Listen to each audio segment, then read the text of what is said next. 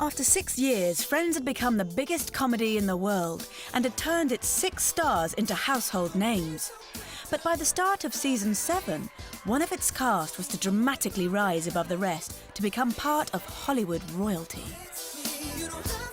As the show evolved, I think it sort of, Jennifer Aniston became sort of the big star of the show. She became the most recognizable face of the 6 Friends. Jennifer's face has become so well known that Forbes magazine recently listed her as the world's #1 celebrity. The reason that Jennifer Aniston is so far above her other castmates, and really why she's at #1 period, are the number of magazine covers she showed up on. If you're trying to sell a magazine and you're trying to reach out to a broad swath of the American public, apparently she's going to sell a magazine for you, and that sort of speaks to the idea that people find her accessible, people want to know more about her. If you were to compare Aniston with Courtney Cox, her face is very beautiful, but it is slightly hard, and she's not as approachable and as friendly looking as Jennifer Aniston is. But Jennifer's life was about to step up yet another gear. Unbeknown to her, she had a secret Hollywood admirer, Brad Pitt. In true Hollywood style, his people contacted her people, and a date was arranged by their agents. It's so hard for a celebrity to date and find someone, because your pool is so small, because there are so few celebrities. I remember the day that the first picture of Jennifer Aniston and Brad Pitt sort of popped up in our office. Everyone was like, oh my God, Rachel from Friends is going out with Brad Pitt. But surprisingly enough, it was Brad who was shy about approaching the humble girl next door. I know that Brad was a real fan of Friends before he and Jennifer got together, you know, and there's something funny about Brad that he was a little bit starstruck by that cast when he first started going down there. I remember there being a certain amount of apprehension among some of the cast because of the fact that Brad was such a huge movie star. I mean, how was he going to be influential on her decisions? But Brad had stolen her heart, and the romance began in earnest. I mean, you kind of want them to be sort of, you know, Elizabeth Taylor and Richard Burton, and they're completely not. They're very low-key. They eat at cheap Mexican restaurants in this town. They always look kind of grungy, and they don't ever look like you would expect them to look. In July 2000, Brad and Jen tied the knot, with Brad designing the wedding rings himself. Not only was it the most famous wedding of the year, it was also one of the most secretive. Normally, somebody like Brad Pitt would marry somebody like Gwyneth Paltrow, and then they'd get divorced. And then he'd marry somebody else like Gwyneth Paltrow. God forbid that there should be somebody else like Gwyneth Paltrow. The vows were made under a lavish marquee away from the hungry media. But what would marrying Hollywood's hottest star do for her career? Well, Mrs. Brad Pitt, you know, for Jennifer Aniston is obviously going to make her a much more kind of bankable star in the same way that, you know, Posh and Bex are far bigger stars in combination than separately. Jennifer now had Hollywood at her feet. She already has the most popular hit of any of the 6 Friends, and that was Bruce Almighty, last year's Jim Carrey film. I mean, I know, I woke up this morning and I felt like my boobs were bigger. I mean, do they look bigger to you? What? Or, No. Bigger... Oh, come on! Look at them! I think what everybody's waiting for is for her and Brad Pitt to do a movie together. I think, yeah, that maybe they say it was cashing in, but look, why not? So with a little help from Brad, Jen looks like she'll have a successful film career in her life after Friends. But what of the others? How will they fill their time now the show is finally coming to an end? Courtney Cox has already sorted out her next gig. I was just on the set last week, and she told me that she also was very happy behind the scenes. It's showtime. Courtney's new TV role sees her as America's answer to Laurence Llewellyn-Bowen with a hip home makeover show. It's fantabulous. Right now, Courtney Cox and her husband, David Arquette, are producing a show on women's entertainment called Mix It Up. Basically what the show is about, they have designers come into the house and they work with the couple to blend the 2 styles. They're executive producing. They are constantly there. They are constantly available. They're constantly tweaking and shaping and bending and just making sure that it is their show, because it came from their relationship. Courtney's next project is due in 9 months' time as she's expecting her first child, which no doubt will have 5 godparents. Lisa Kudrow, meanwhile, is already a mum and now has the profile and the money to experiment as an actor.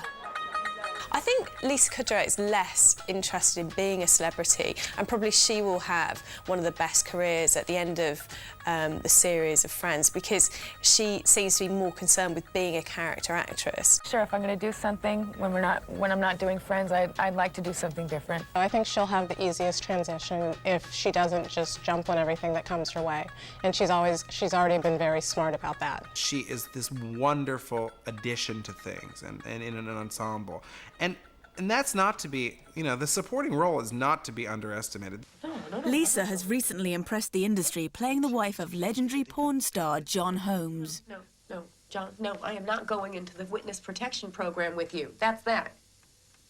Yes. No. Yes, No. Sharon. This is the I'm new not going start. to do No, it. listen. This is the new start. We're starting. Listen. Sharon, everything that we planned could happen now, okay? I don't want a fresh start with you, John. Wake up. Oh, listen. Okay? No, you listen. I am through supporting you. What do you think, I would just leave and never see my family again? Sharon. You've gone too far No, this hang on a time, second. pal. If you don't help me with this, I am dead. You're already dead. She's going for something out there, going for something indie, going for something offbeat. And I think that's really good. I think that's really impressive of her to do something completely removed from this big mainstream TV show.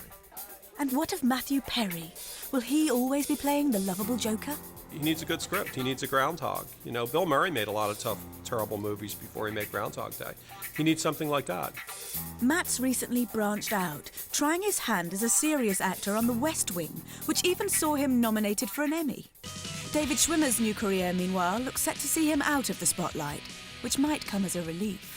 It bothers me at times that we're in the tabloids, or that we try to go out to dinner and there are people chasing us in cars with video cameras. When their contract negotiations became so public that we all kind of exactly knew how much they made, it bothered David.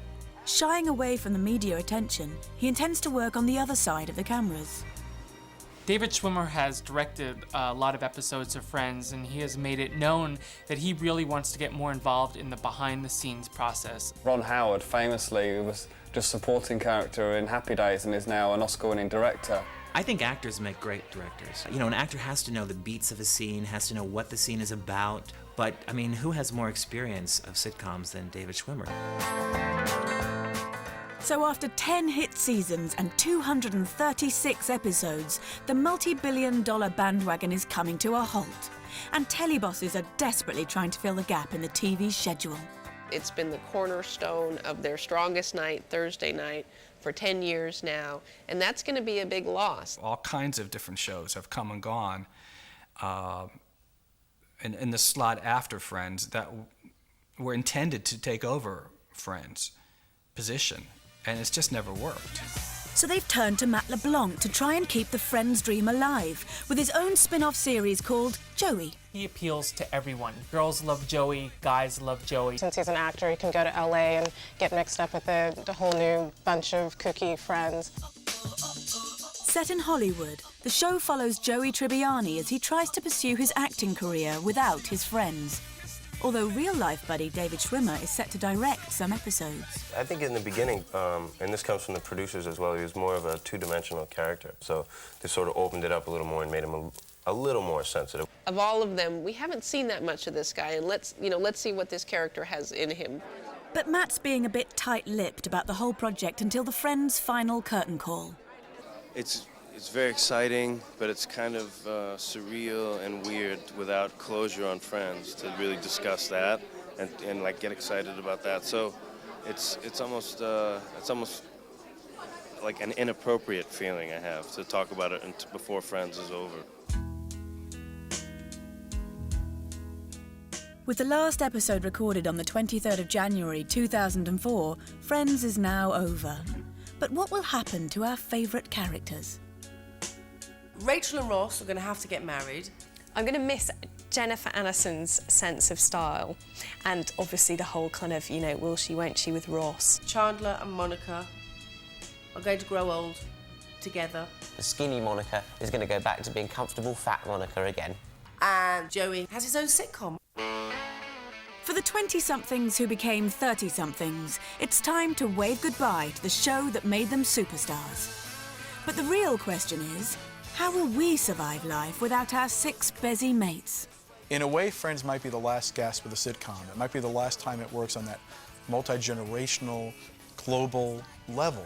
I think I'll miss the feel-good factor. I hope that they all remain friends, because wouldn't it be lovely? It would be really nice if they do, but I don't know. I hope so.